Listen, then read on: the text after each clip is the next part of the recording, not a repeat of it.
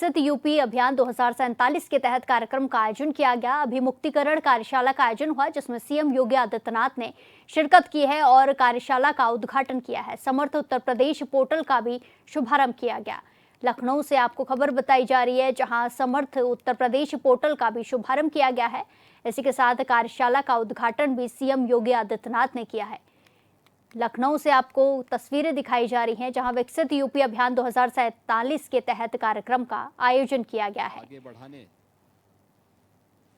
आपको कोई रिटायर्ड करके टायर्ड ना मान लें, इसके लिए स्फूर्तिदायक बनाने के लिए हम लोगों ने आपका सहयोग लिया है। इसलिए मैं विशेष रूप से आपका स्वागत और अभिनंदन करता हूं।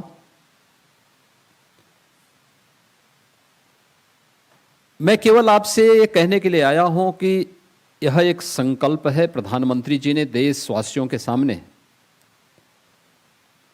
आजादी के अमृत महोत्सव वर्ष में विकसित भारत की एक संकल्पना दी थी। यह देश जब अपनी आजादी का शताब्दी महोत्सव मना रहा होगा, उस समय कैसा भारत चाहिए,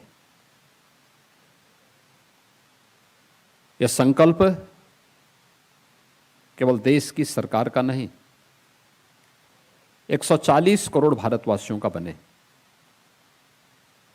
और इस दिशा से इस अभियान के साथ हम सबको जुड़ना है। इसकी शुरुआत करने के पहले मैं आप सबके सामने, यह संभव है इसलिए भी मैं कह रहा हूं, आप में से सभी प्रबुद्ध जन हैं, जीवन का एक व्यापक अनुभव आपके पास है।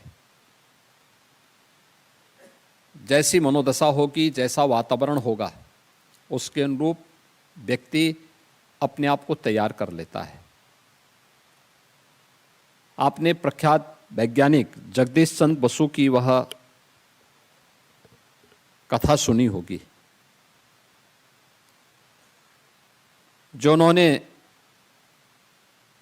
वनस्पतियों में भी जीव का अंश होता है और जिस मनोदशा में, जिस भाव के साथ हम उसको आगे बढ़ने के लिए प्रेरित करेंगे, वह उसी दिशा में आगे बढ़ता है। खासतौर पर उन्होंने जब इस प्रयोग को किया था,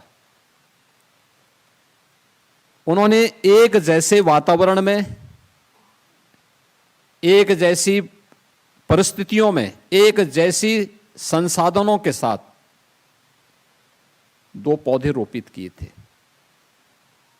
दोनों को बराबर बराबर सब कुछ देते थे, लेकिन एक को जब वह प्रतिदिन जाते थे तो उसको पुचकारते थे, आगे बढ़ने के लिए प्रेरित करते थे, फलने फूलने बढ़ने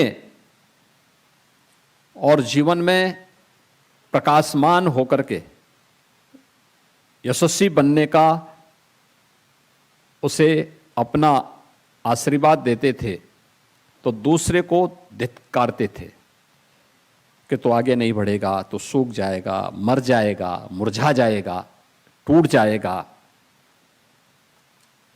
एक समय तक तो